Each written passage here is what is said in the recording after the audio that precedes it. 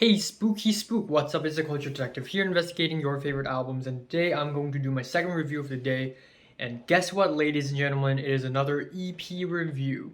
Like I said in my last video, because I also just did an EP review, in case you don't know, check that one out. But in case you don't know this, I don't usually review EPs on my channel because I just want to review more studio albums. However, I review EPs sometimes when the artists who made the EP are artists that I really love, or I really love that EP. And so now we have the latest King Gizzard and the Lizard Wizard and Tropical Fuckstorm album EP, Satanic Slumber Party.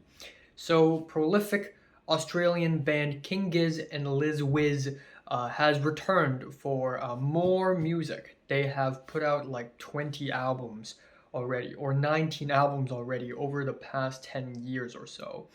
And every time they try something a little bit different. They have tried everything from indie pop to heavy metal to Turkish house to microtonal psych rock, and now they have collaborated with none other than Tropical Fuckstorm, another Australian band fronted by Gareth Lilliard, formerly the Drones, but this one is a little bit different, and their music is generally dirty, clunky, a little bit avant-garde, artsy punk rock. And together, Satanic Slumber Party. And yeah, this is a collaboration that I didn't see coming, but I do see the huge similarities between the two, and seeing them two work together is quite fantastic.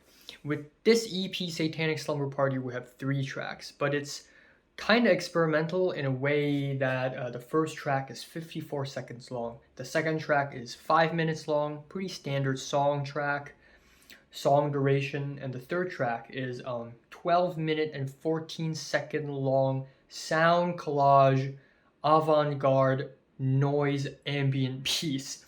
So really, ultimately, this EP is only one song, but with 2 weirder tracks from front to back. And also, aside from this, King Giz also released an 18-minute long heavy metal track called The Dripping Tap, which is absolutely insane. But anyways, let's talk about this EP. The EP opens off with a 54-second long spoken word intro called Satanic Slumber Party Part 1, The Chairman's Portrait, which is a really nice sort of this spooky, creepy intro to the second track, Midnight in Sodom. And this track is incredibly dense. Wow, like 10 things are happening at the same time in this track, and not in a bad way. In a way, I just feel really overwhelmed because it's, again, like King Giz has, how many members do they have? They have like 9 members in them, or 8 members, and Tropical Fuckstorm is 4 people, so altogether that's like 12 people working on one EP. Thus, we have so many layers of sounds and noise. It's just a lot to take in. But it starts off with these wobbly guitars and crazy glitchy electronics, and then for the first minute or so, it feels like a Tropical Fuckstorm song with Gareth Lilliard's near rapping, shouty vocals, the female vocals, the chunky, jerky guitars, and then as the wild, speedy guitar started to chime in, it almost transitions into a King Giz song. And then as the track progresses, it gets crazier and crazier and noisier, and it's just an absolute horror show by the end of the track. And then, of course, we have the 12-minute and 14-second long track, Hoof and Horn, which is basically sound collage, field recording, and noise and ambient. And it is basically these faint drums and whooshing noises in the back, and it gets quieter in the middle with the unhinged, creepy keyboards, the crushed, glitchy sounds, and these weird, twangy chimes and all sorts of other sound play, which I've never heard before. It's very interesting and fascinating and weird, and it is honestly kind of awesome. And listening to this track is almost like I've entered this horrifying ghost mansion or this fun house in an abandoned carnival.